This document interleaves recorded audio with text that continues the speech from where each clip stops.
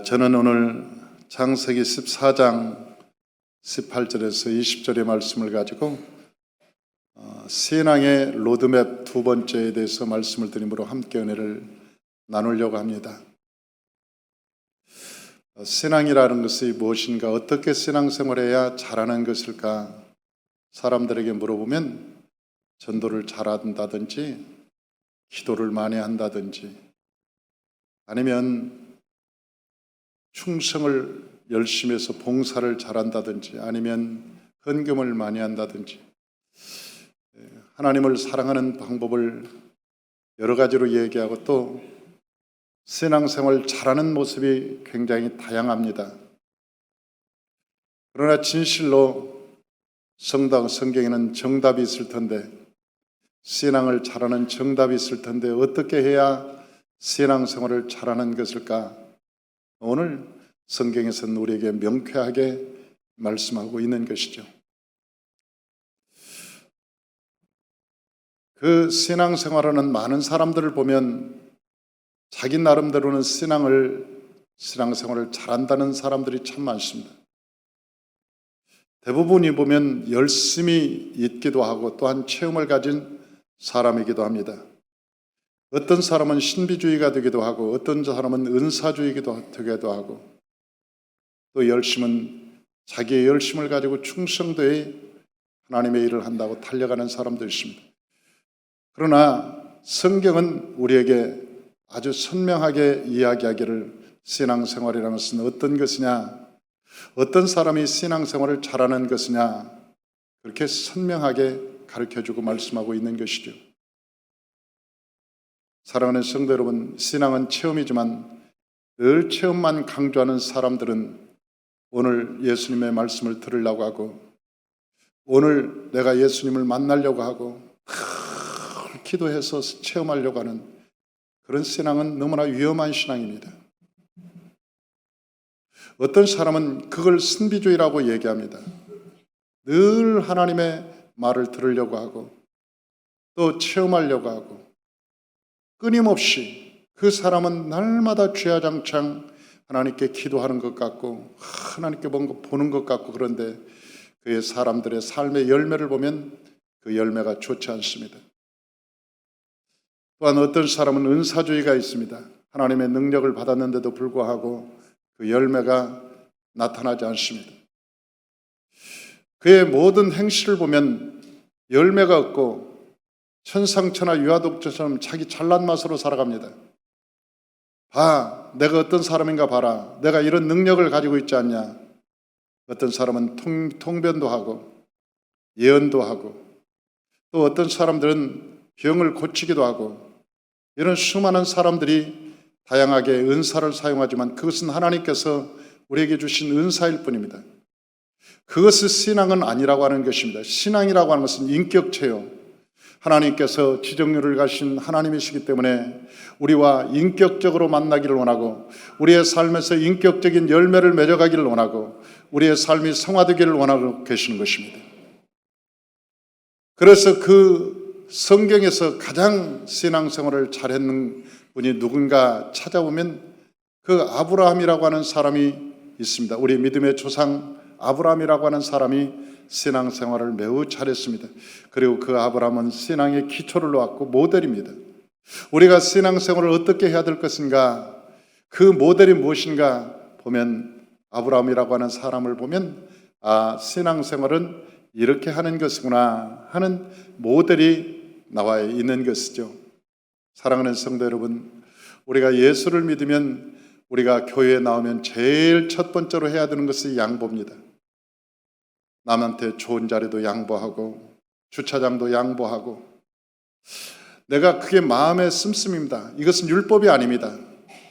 성경에서 이렇게 하라니까 지키는 것이 아니고 그런 하나님의 마음을 가지고 남에게 좋은 것을 대접할 줄 알고 좋은 것을 양보할 수 있는, 그것이 왜 그러냐, 그렇게 행할 때 하나님이 우리 안에 들어오시기 때문에 그렇습니다. 그런 마음을 가진 사람에게 하나님은 내가 너와 함께 살고 싶다, 하나님께서 그렇게 말씀하십니다. 저는 어떤 이 리어카나 아니면 그런 곳에서 사과나 과일을 살 때 내가 꼭 그렇게 얘기합니다. 조금 상한 것을 주세요. 그리고 하나를 덜 받으려고 노력합니다. 먹는 사람이 하나를 덜 먹는 게 좋죠. 여러분, 번듯한 마켓이나 큰 백화점에서는 우리가 넉넉한 사람들이 사업을 하지만은 리어카나 아니면 좌판을 깔고 장사하는 사람은 그 사과 하나에 참외 하나에 어쩌면 하루 종일 그 시간을 버리는 사람들입니다. 그리고 과일은 시간이 지나면 썩기 마련이죠. 돈을 들여서 사왔는데 썩은 과일을 버리면 그 사람의 마음이 얼마나 씁쓸할까. 되도록이면 상한 것을 가지고 오는 마음, 좀 하나 덜 가져오는 마음, 늘 습관적으로 제가 항상 그러니까 그 물건을 파는 사람들이 가끔 그렇게 얘기합니다. 아저씨 같은 분은 처음 봤어요. 제가 아저씨겠죠. 아저씨 같은 분이 있어 세상에 많았으면 좋겠어요. 저는 제가 목사라는 신분을 밝히지 않습니다. 나는 예수 믿는 사람들이 자기가 좋은 거 다 차지하고 억지로 싸워서 하나를 더 달라고 못 주겠다는데, 남는 게 없다는데, 후득불 하나를 더 집으면서 그래도 하나 더 주세요. 그리고 자기 비닐에다 넣으면서 마지막 하는 얘기가 예수 믿으세요. 그 사람이 예수를 믿을까? 과연 그 사람이 예수를 믿고 싶을까? 그 사람을 보고 예수를 믿고 싶잖아. 사랑하는 성도 여러분, 신앙이라는 것은 뭘까? 우리가 신앙생활한다는 것이 어떤 것을 신앙생활한다는 것일까? 우리가 하나님의 마음을 갖는다는 것입니다. 우리가 예수를 믿었다는 것은 우리 마음이 하나님의 마음을 가졌다는 것이에요. 그 마음의 풍성함이 내 안에 있고 넉넉함이 내 안에 있다는 거예요. 세상 것을 넉넉히 포기할 수 있는 것, 양보할 수 있는 것. 그래서 아브라함은 여러분 들을 놓고 저 롯과 산에 올라가서 롯에게 이야기합니다. 네가 좌하면 내가 우하겠고 네가 우하면 내가 좌하겠다. 네가 선택을 네가 먼저 해라. 양보하는 것이죠. 그 다음에 두 번째는 원수 사랑을 말하는 것입니다. 이 세상의 종교 중에 원수를 사랑하는 종교는 없습니다. 안 볼 수는 있겠죠. 기독교의 위대한 점은 원수를 사랑하는 것입니다. 나를 핍박하는 자를 위해서 그를 축복하며 기도하는 것. 이것이 기독교의 본질이요 위대한 것입니다. 기독교의 힘은 어디에 있느냐? 바로 여기에 있는 것입니다. 기독교의 힘. 원수를 사랑하고 나를 핍박하는 자를 위해서 기도할 수 있는 힘. 왜냐하면 예수님께서 이 땅에 우리를 위해서 오셨기 때문에 그렇습니다. 하나님과 우리가 원수되었던 그 관계, 우리가 너무나 죄를 지어서 하나님 앞에 너무나 죄를 지어서 하나님과 우리가 원수되었을 때 하나님께서 이처럼 세상을 사랑하사 독생자를 주셨으니 이는 저를 믿는 자마다 멸망치 않고 영생을 얻게 하려 하심이라. 그러니까 하나님이 우리 원수 같은 우리를 사랑하기 위해서 독생자 예수를 주셨다는 거예요. 여러분, 그런 사랑이 세상에 어디 있습니까? 세상에서는 기분 택이죠. 주고받는 것입니다. 내가 은혜를 베풀면 은혜를 받고 은혜를 받았으면 베푸는 것, 이것이 인지상정이라고 얘기합니다. 그냥 주고받고 사는 세상. 그러나 예수 믿었다고 하는 것은 하나님의 마음을 가졌다고 하는 것, 인격적인 하나님, 내가 기도하다 만난 그 하나님이 말고, 내가 환상 중에 만난 그 하나님 말고, 어쩌다가 꿈에 만난 그런 하나님 말고, 그런 신비적인 하나님, 나의 삶과는 관계가 없는 그런 하나님 말고 내 삶에서 실제 내 삶에서 열매가 나타나는 그 하나님, 인격적인 하나님, 나와 함께 계시는 하나님, 그 하나님과 함께 살기를 원한다는 것입니다.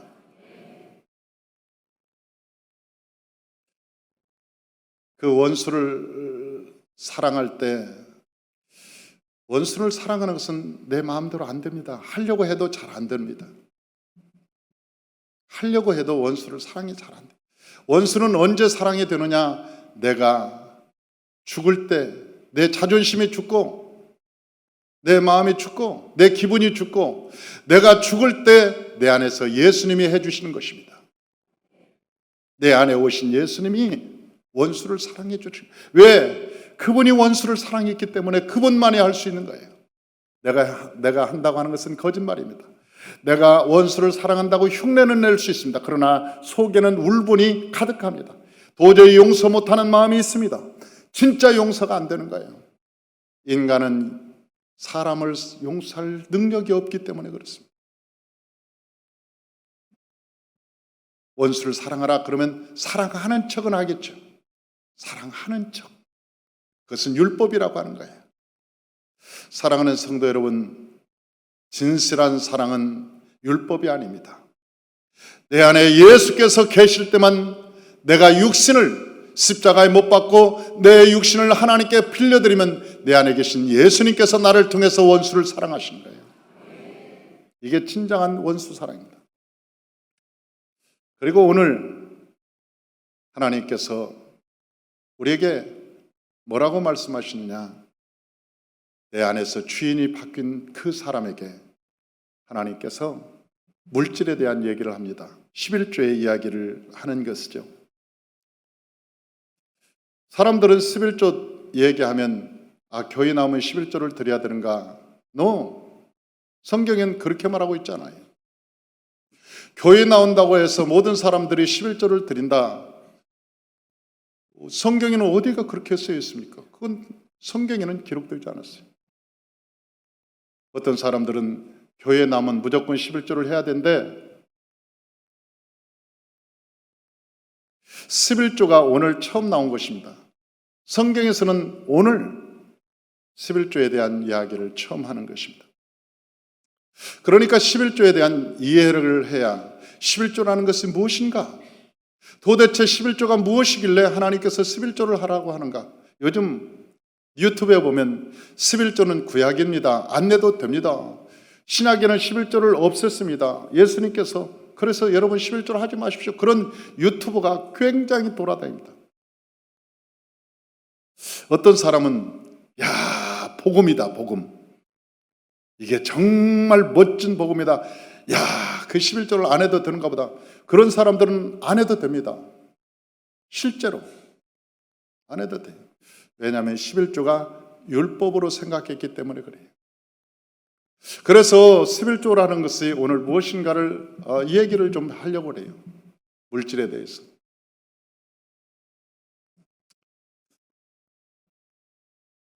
이 세상에는 주인이 둘이 있습니다. 하나는 돈, 하나는 하나님. 이 세상에 주인이 여럿 있을 것 같죠? 석가도 있고 마호мет도 있고 공자도 있고 다양한 주인이 있을 것 같아도 주인은 예수님께서 딱 둘이라고 말씀하셨어요. 돈과 하나님. 한번 읽어보십시다. 마태복음 6장 24절 주보에 보면 나와 있습니다. 주보에 보면 우리 마태복음 6장 24절 다 같이 한번 읽어봅니다. 한 사람이 두 주인을 섬기지 못할 것이니 혹 이를 미워하고 저를 사랑하거나 혹 이를 중히 여기고 저를 경히 여김이라.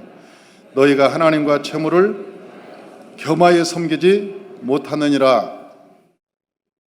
그러니까 주인이 둘이라고 하는 것이에요.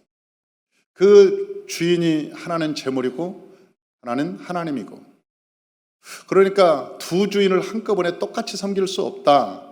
누군가 주인은 하나여야 되잖아요. 여러분 이 나라에도 나라가 운영되려면 대통령은 하나야지. 만약 대통령이 둘이다 그러면 나라는 이미 갈라진 나라죠. 왜 북한과 한국이 통일이 안 되느냐? 대통령이 둘이 있어서 그래요. 아마 남한에도 대통령이 둘이 있으면 나라가 갈라질 거예요. 여러분, 우리 삶 속에 대통령이 주인이 둘이었다 그러면 우리 인생이 뭐가 되겠습니까? 우리 삶 속에 주인이 둘이면 우리의 인생이 뭐가 되겠냐고 갈라지겠죠. 여러분들이 아주 긴장하고 나를 쳐다보는데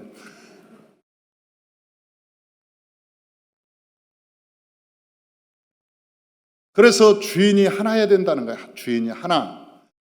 주인이 하나. 그 다음에 두 번째는 뭐 총리가 되든지 아니면 뭐가 되겠죠. 그 두 번째가. 그러니까 최고가 누가 돼야 되겠느냐? 돈이 최고가 돼야 되겠느냐? 아니면 하나님이 최고가 돼야 되겠느냐? 선택해라. 그 얘기예요. 돈이 중요하지 않다고 얘기하지 않았습니다. 돈은 우리 일상생활에 필요한 굉장히 중요한 것들이죠. 우리가 살면서 필요한 없어서는 안 될 것의 물질입니다. 그러나 주인이 누구냐는 거예요. 주인이. 네 삶의 주인이 내 삶에 둘이 있어서는 안 되고 나라에도 주인이 둘이 있으면 안 되고 어디에도 주인이 인격 속에 주인이 둘이 들으면 사람들이 정신분열이 일어납니다. 머릿속에 주인이 둘이 있으면 귀신하고 나하고 둘이 있으면 정신분열이 일어나기 시작해요. 문제가 심각해지는 것이죠. 그래서 하나님께서는 이 주인이 둘이 있어서는 안 된다 그렇게 말씀하시는 거예요. 11조는 왜 드리기 시작했냐? 예를 들어 보십시다. 어떤 사람이 A라는 사람과 B라는 사람이 동업을 했다고 합시다. 똑같이 50대 지분을 가지고 동업을 했어요. 그런데 이익금이 100이 남았어요. 그러면 동업한 사람들이 50대 50으로 아마 가져야 될 거예요. 동업을 했으니까. 그러면 다른 경우에 한 사람이 90을 투자하고 한 사람이 10을 투자하고 했다고 하면 아마 거의 성공하면 만약 이익금이 100이 남았다고 하면 아마 90대 10으로 분배를 하겠죠. 투자한 만큼. 그게 어렵나요? 여러분, 그 굉장히 쉽게 얘기했는데 제가 거의 어렵진 않죠? 예, 그 말이 어렵진 않죠? 예. 그러니까 투자한 대로 분배를 하는 거예요. 투자한 대로 분배를 하는. 우리가 세상 사는 이치라는 거예요. 그런데 오늘 이 11조를 언제 냈느냐면 아브라함이 그롤라오멜 왕과 연합군과 싸울 때 아브라함이 혼자 가지 않고 하나님과 동업했다고 얘기하는 거예요. 하나님과 동업했다. 만약 하나님이 아브라함과 동업하지 않고 아브라함 혼자 갔다. 그러면 아브라함은 노예가 되었든지 아니면 그 전쟁에서 죽었든지 아니면 완전히 실패해서 어딘가 없어졌을 거예요. 그런데 아브라함이 하나님과 동업함으로 그 전쟁에서 승리했습니다. 그리고 전리품을 얻었습니다. 그런데 하나님께서 아브라함에게 뭐라고 얘기하느냐? 아브라함아, 내가 너에게 너는 내게 순종만 했고 내가 이 전쟁을 이기게 한 것은 아니라 그렇게 말씀하십니다. 그때 그것을 인정하고 하나님께 드린 것이 11조입니다.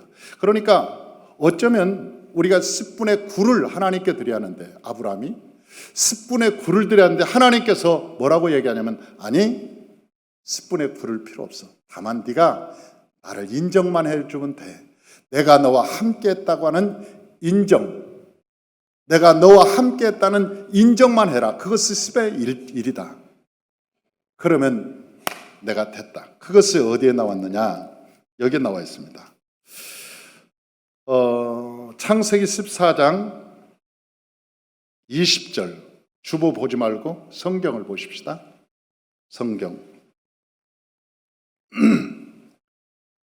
20절 우리 다 같이 한번 읽어보십시다. 너희 대적을 내 손에 붙이신 지극히 높으신 하나님을 찬송할지로다 하며 아브라함이 그 얻은 것에서 10분의 1을 멜기스덱에게 주었더라. 이게 처음 11조가 나오는 거예요. 그러니까 너희 대적을 내 손에 붙이신 지극히 높으신 하나님을 찬송. 내 대적을 하나님이 그 대적을 네 손에 붙였어. 이기게 하신 분은 하나님이시다. 이기게 하신 분은 하나님이시다. 이 전쟁에서 너를 이기게 했다는 거예요. 그 이기게 하신 분이 하나님이시니 그분께 상징적으로 그 10분의 1을 하나님께 드리라. 이 말은 하나님이 너와 함께 산다고 하는 것을 상징적으로 표시해라. 10의 1조는 하나님께서 나와 함께 계신 분이에요. 내가 오늘 살고 있는 것도 하나님의 은혜요. 내가 이 세상에 살고 이 세상에서 육신의 모든 삶에서 얻은 열매도 하나님이 주신 것을 내가 믿습니다. 하나님이 주신 것을 인정합니다. 사람 앞에, 하나님 앞에, 사탄 앞에 우리가 인정하는 것이 11조라고 하는 거예요. 그리고 뿐만 아니라 11조를 드릴 때마다 주님 10분의 9를 주심을 감사합니다.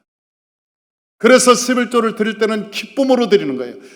왜? 10의 9는 내가 갖는 거니까.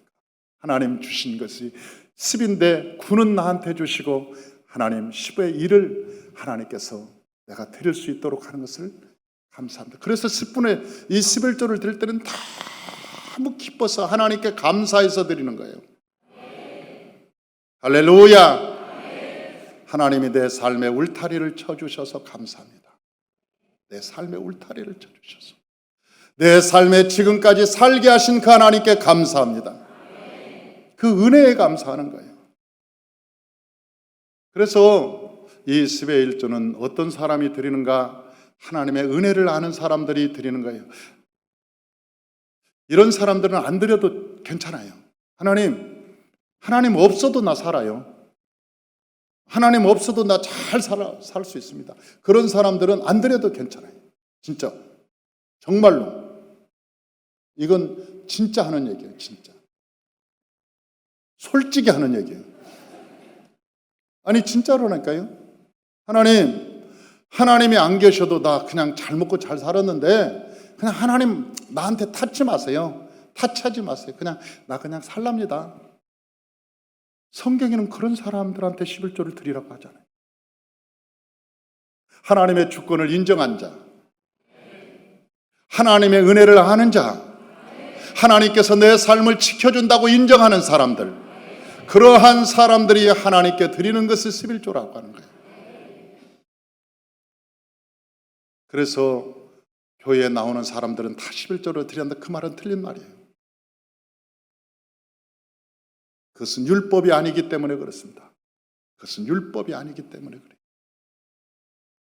하나님을 진실로 알고 그분이 내 삶의 울타리가 되어주시고 하나님께서 내가 가는 여정 가운데 하나님이 보호자가 되어서서 내가 오늘도 생명이 있고 하나님의 은혜가 있고 내 삶 속에 지금도 하나님이 나의 삶을 지탱해 주셨다고 하는 그 은혜를 아는 자들, 그 사람들이 하나님께 예물을 드리는 거예요.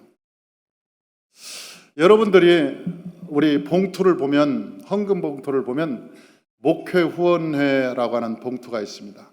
제가 여러분들한테 작년 이맘때에 말씀을 드렸어요. 목사님, 여러분 저한테 밥 먹자고 하지 말고 여러분 저한테 식사 대접을 하고 싶으면 한 달에 5만 원만 봉투에다 넣어서 저 식사하라고 주십시오. 다른 사람들하고 밥 먹을 때 그걸로 좀 먹을 수 있도록 여러분들이 나를 한 달에 한 번씩 5만 원만 봉투에다 넣어서 후원을 해 주십시오. 그러면 내가 그걸로 제 나름대로 잘 쓰겠습니다. 그래서 봉투를 싹 나눠줬어요.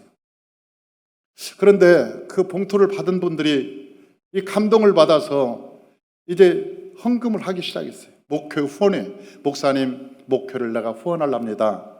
그래서 사실은 그렇게 말할 때 제가 목표가 있었어요. 그걸 이 정도는 내가 어디다 써야 되겠다 하는 목적이 있었어요. 그런데 이제 많은 분들이 참여를 하니까 1년 만에 거의 한 8천만 원이 모였어요. 5만 원씩 이렇게 한 분이 5만 원씩 하는데도 그 액수가 한 8천만 원이 되더라고요. 근데 내가 우리 마리아 권사님이 후원 회장입니다. 제가 통장하고 카드도 다 마리아 권사님한테 다 관리하라고 다 맡겼어요. 제가 가지고 있잖아요. 그리고 제가 말씀을 드렸어요. 1,000만 원 들어올 때마다 100만 원씩 11조를 떼십시오. 그래서 1,000만 원 딱 들어오면 100만 원씩 그 후원에서 11조를 떼서 하나님께 드려요. 한 8천만 원 모인 곳에서 이제 그러다 보니까 한 1,000만 원은 11조 내고 한 7천만 원 남았죠. 지난번에 국제학교 할 때 그 아이들이 저희 차 타고 가고 멀리 가고 그게 너무너무 안타까운 거예요. 내 마음속에. 저걸 어떻게 하지? 그런데 옆에 건물이 나왔어요. 그 아이들을 좀 고생 안 시키고 싶어요. 아이들이 가까운 곳에서 교회 가까운 데서 왔다 갔다 하면 참 좋을 것 같아요. 그래서 알아보라고 그랬더니 5천만 원 사글세 보증금 5천만 원에 사글세가 한 250에다가 관리비까지 한 350. 그래서 내가 재정을 보니까 재정은 없어요. 그래서 하나님께서 선하게 쓰라고 하나님께서 주신 것이니까 여기서 5천만 원 쓰자. 그래서 5천만 원을 딱 떼어서 주었어요. 그리고 또 1,000만 원은 지난번에 필리핀 가서 보니까 선교에 열악한 점이 있었어요. 그래서 좀 도와줘야 되겠다. 그래서 또 거기서 1,000만 원. 사람이 여러분 우리의 사는 것이 돈을 모으려든지 아니면 돈이 우리의 삶의 주인이 아니잖아요. 돈은 우리를 거쳐가는 것이지. 우리를 거쳐가면 선하게 거쳐가요. 선한 영향력이 있는 거예요.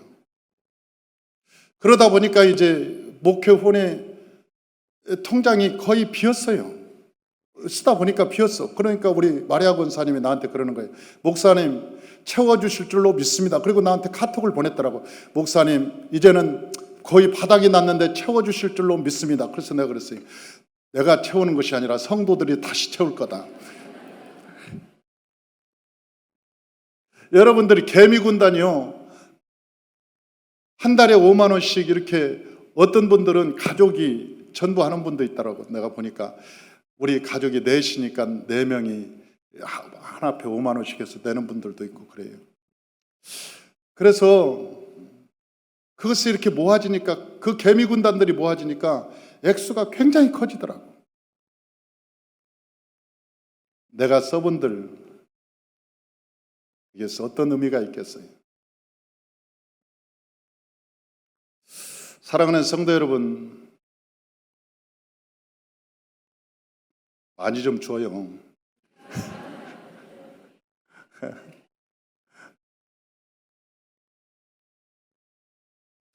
오늘 나가다 오면 봉투 있어.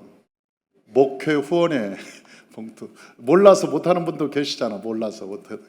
나가서 보면 한 달에 많이 하지만 내가 어떤 분이 그러더라고. 목사님 제가 한 달에 몇십만 원씩 하겠습니다. 그랬는데 no, 5만 원만 해요.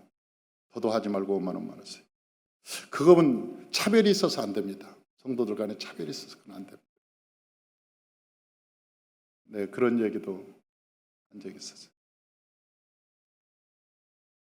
사람이 물질이 주인이 되면 기복신앙이 되고 하나님이 주인이 되면 그리스도인이 되는 거예요. 우리의 삶의 주인은 물질이 아닙니다.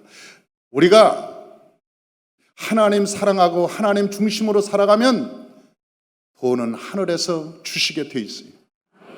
물질은 우리 마음에 생각하고 기도하면 얼마든지 주실 수 있어요. 얼마든지. 저는 물질은 하나님께서 얼마든지 주리라고 생각하는 거예요. 우리의 마음이 하나님 닮으면, 우리가 하나님을 닮아가면 하나님은 우리에게 복을 주시는 거예요. 이 물질관이 세워지니까 하나님께서 그 다음에 뭐라고 앉으세요? 예배드려라 그렇게 말씀하시죠. 물질관이 세워지지 않으면 예배가 하나님께 올라가질 않아요. 어떤 사람들은 예배가 주일날 교회에 와서 앉아있는 게 예배인 줄 알아요. No. 2000년 동안 한 번도 창세 이후 2000년 동안 아브라함 때까지 예배를 드리라는 말이 한 번도 안 나옵니다. 이상하지 않아요? 그동안 수많은 사람들이 살았는데 예배를 드려라 그런 사람이 한 번도 안 나와요. 그런데 15장에 보면 하나님께서 아브라함에게 아브라함아 너 예배를 드려.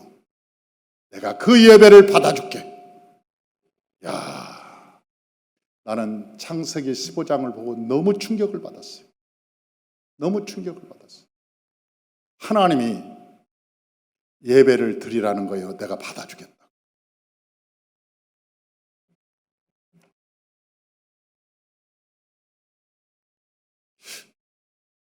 저는 이 예배가 뭔가를 한번 봤어요. 이 예배가 도대체 어떤 예배일까? 그랬더니 아브라함이 그동안 과정이 있었더라고. 양보하고 원수를 사랑하고 멜기세덱을 만나서 포도주와 떡을 먹고 물질관이 세워지고 그 과정이 있더라니까요. 아브라함이 왜 믿음의 조상이 되었고 저렇게 큰 축복을 받았는가 봤더니 그 과정이 있더라고. 어떤 사람은 기도해서 환상 중에 하나님이 말씀하셨어. 그 삶은 개떡같이 살아놓고 그러면 그게 진짜 복이냐는 거예요. 그 복이 화가 돼. 물질이 화가 되는 거예요. 그래서 성경은 인격적인 하나님을 만나라고 말씀하셔요. 인격적인 하나님. 그런데 한번 보십시다. 이 주보를 보면 하나님이 예배를 싫어하셨어요. 예배를 하나님이 무지무지게 중요하게 여기는데 예배를 아주 예배 드릴 때마다 화난 예배가 있어요. 화를 낸 예배. 이사야 1장 13절. 이사야서 1장 13절. 다 같이 한번 읽어보죠. 헛된 예물을 다시 가져오지 말라. 분향은 내가 가증히 여기는 바요. 월삭과 안식일과 대회로 모이는 것도 그러하니 성의와 아우러 악을 행하는 것을 내가 견디지 못하겠노라. 이게 여기 뭐라고 했냐면 헛된 예물을 가져오지 말라는 거예요. 하나님께 보이려고 헌금 내지 말라는 거예요. 분향은 내가 가증히 여기는 바. 이 분향은 뭐예요? 기도요. 니들이 와서 기도해봤자 내가 가증히 여기는 거다. 꼴값하고 있네. 하나님께서 우리 기도하는 모습을 보고 꼴값하고 있네. 기도를 안 들으신다는 거예요. 가증히 여기는 바요.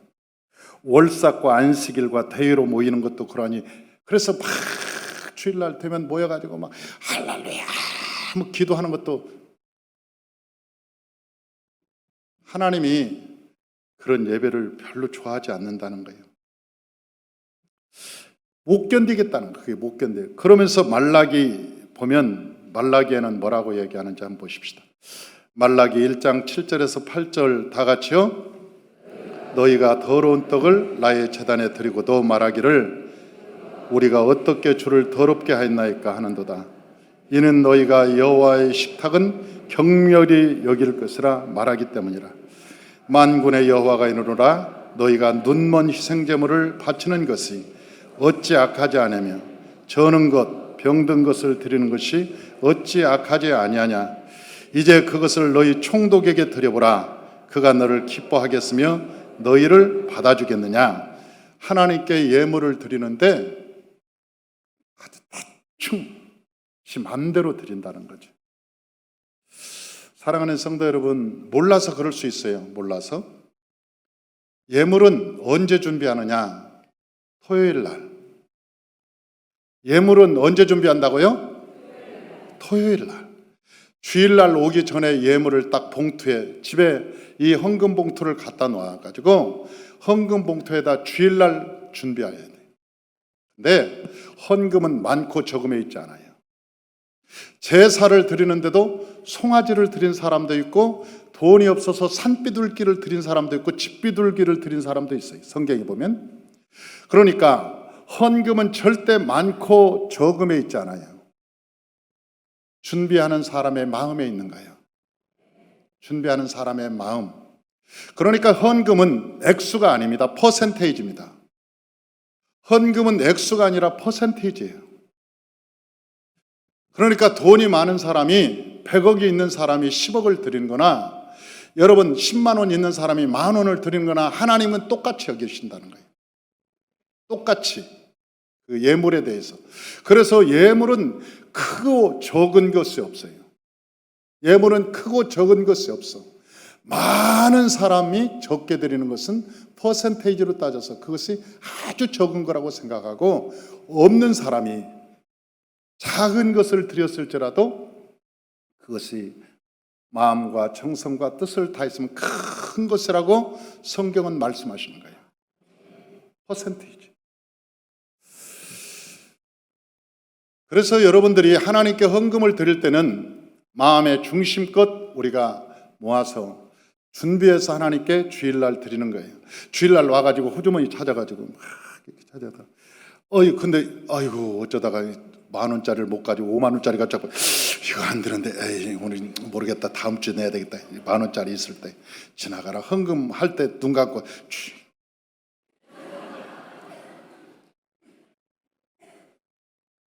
아니 그러는 경우도 있더라니까. 막 그럴 때 간이 떨어지는 것 같아.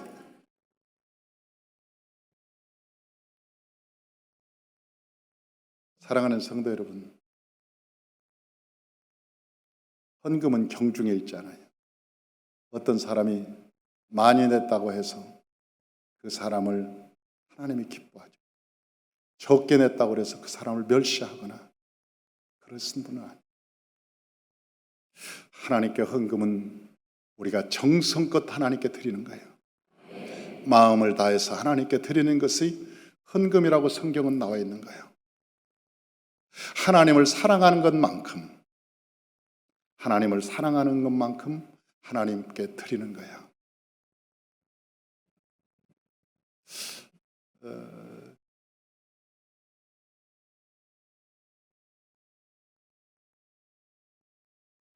이게 물질관입니다.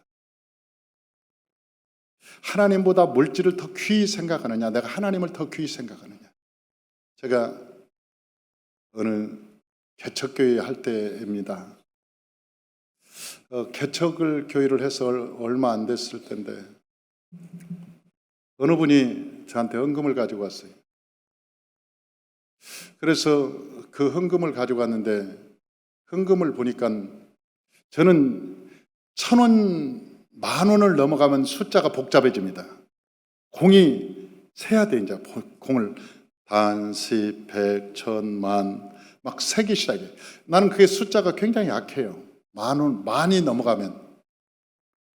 근데 어떤 분이 수표를 하나 가지고 왔는데, 숫자를 세도 계속 숫자가 나와요. 그래서 보니까 1억짜리더라고요, 수표가. 그래서 수표가 1억짜리인데 내가 물어봤어요. 이거 어쩌다가 이걸 가져갔냐 그랬더니, 목사님, 하나님께 기도하다가 하나님께서 내 마음에 주셔서 가지고 왔습니다. 그래서 이제 알았다. 그리고 이제 기도해주고 말았어요. 어느 날 보니까 그 집사님이, 그 젊은 집사님이었는데 생활이 너무 어려운 것 같은 거예요. 내가 보니까 너무 어려운 것 같아. 그래서 내가 만나자고 그랬어요. 만나자고 그래서 같이 식사를 하면서, 내가 이건 목사가 하는 얘기로 듣지 마라. 사실은 내가 보니까 생활이 참 어렵고 힘든 것 같은데, 당신이 하나님께 드린 헌금 그대로 1억이 있다. 손도 안 대고 1억이 있다. 어려우니까 갖다 쓰고 나중에 축복받아서 다시 점검했으면 좋겠다. 네, 그렇게 얘기를 했어요. 왜냐하면 성도가 너무나 힘들고 어려운 것 같아서. 그랬더니 그분이 숟가락을 밥 먹다가 숟가락을 딱 놓으면서 저한테 하는 얘기예요. 목사님, 저는 목사님한테 그렇게 배우진 않았습니다. 어떻게 성도가 하나님께 드린 것을 다시 먹을 수 있습니까? 내가 아무리 어렵다고 해도, 내 삶이 아무리 힘들고 어렵다고 해도 어떻게 하나님께 드린 것을 내가 다시 먹을 수 있습니까? 나는 목사님한테 그렇게 배우진 않았습니다. 그러면서 펑펑 울면서 나한테 그러는 거예요. 목사님 죄송합니다. 목사님 입에서 그런 말씀을 하게 한 내가 죄인입니다. 목사님 마음을 아프게 하고 그런 내가 죄인입니다. 그래서 밥을 먹다가 막 우는 거야. 내 가슴이 칭하고 아프고, 지가 목사인지 내가 목사인지 아주 그냥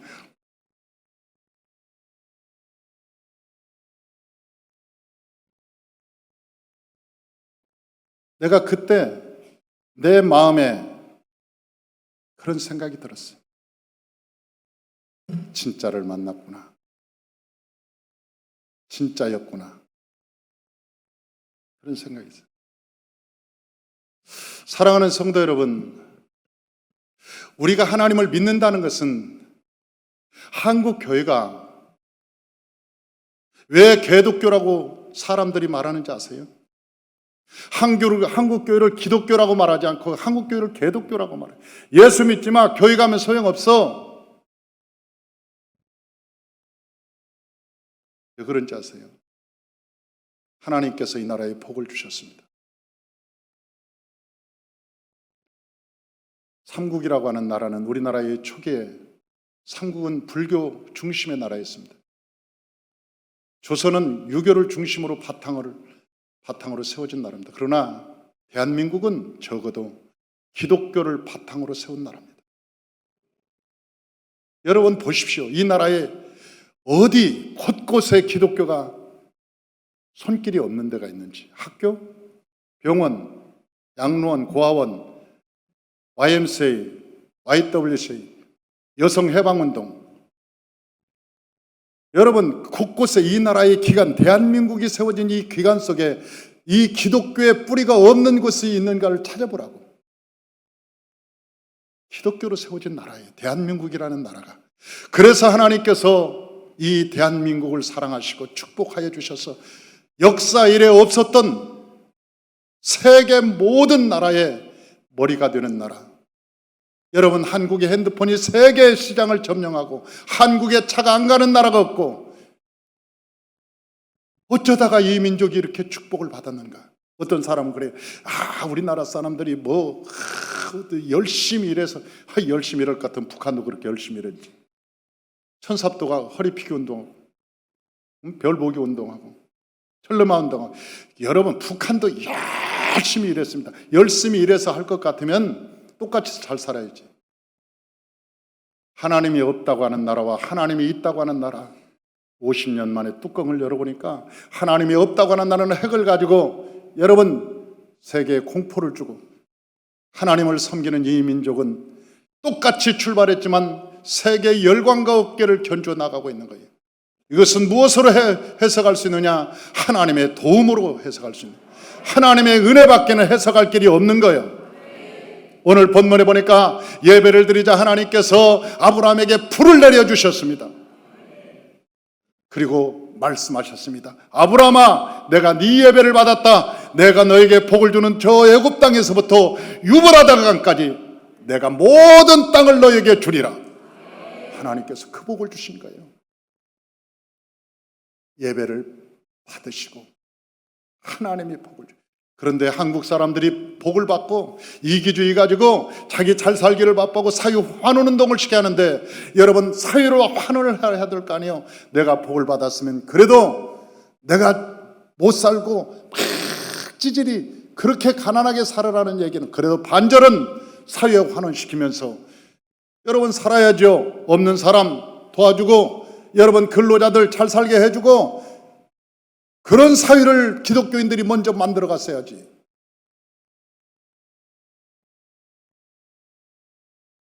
기독교인들이 자기 사명을 감당하지 못한, 돈 자랑하고 갑질하고 세상 사람들도 하지 않는 그런 형태의 삶을 살아가니 세상에서 기독교를 뭐라고 하겠냐고.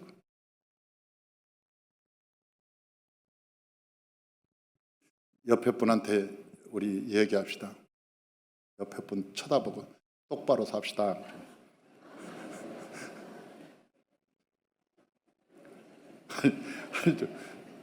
얘기 좀 해봐요. 속으로 그럴 거야. 똑바로 살았어.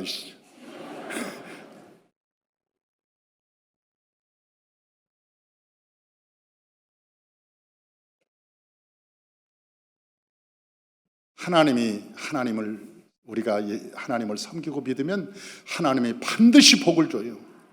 그런데 그 복을 어떻게 쓰냐는 거예요. 그 복을 하나님께 환원시키지 않으면 세상에서 술 먹고 음란하고 방탕하고 자기를 위해서 놀고 이 세상에서 다 그 짓거리 하는 거예요. 돈 갖고 할 짓이 뭐가 있겠어요? 돈 가지고 할 짓이 세상에 갑질하고 자기 뻔질나게 자기 자랑하고, 그게 예수 믿는 사람들의 삶이냐는 거지. 그게.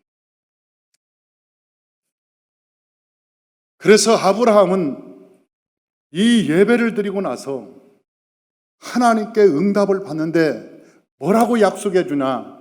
애굽에서부터 저 유발하다까지 다 땅을 줄게. 그 한 번 예배를 드려서. 저는 우리 성도님들이나 아이들을 훈련시키는 목적이 있습니다.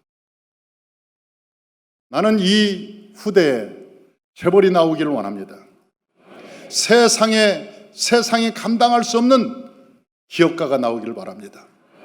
그러나 지금처럼 그렇게 살지 말자는 거예요. 워런 버핏이나 여러분 세계 기독교인이었던 저 사람들이 어떻게 살아갔는지 우리는 그들을 본받고 믿음으로 살아가자는 거예요. 마지막으로 하나님께서 그에게 주신 축복이 있습니다. 그것은 아브라함을 아브라함이라고 한 거예요. 아브라함이라는 것은 존귀한 자, 높은 자라는 뜻입니다. 아브라함이라는 것은. 근데 하나님께서 이름 고쳐라. 그러니까 그 전까지만 해도 아브라함이 자기 잘난 척하고 높은 척하고 사람들한테 칭찬받고 살았던 거예요. 야, 아브라함은 하나님 믿어 대단한 사람이야. 저 사람은 높은 사람이야. 그렇게 아브라함 자기가 존경받고 저 사람은 존귀한 사람이야. 그런데 아브라함이라고 인정받고 난 사람부터는 아브라함은 축복의 통로자가 되기 시작하는 거예요. 복음의 통로자가 되기 시작하는 거예요. 그래서 갈라디아서는 말합니다. 아브라함의 복이 이방인에게 맺히게 하고 아브라함이 선한 영향력이 온 세계에 전하기 시작하는 거예요. 아브라함의 선한 영향력이. 이것이 신앙의 로드맵입니다. 왜 사람들은 기도를 많이 하는데 열매가 없을까? 왜 복은 받았는데 예수 믿는 향기가 없을까? 예수 믿어서 왜 예수 믿었는데 그렇게 오래됐는데 복은 못 받을까?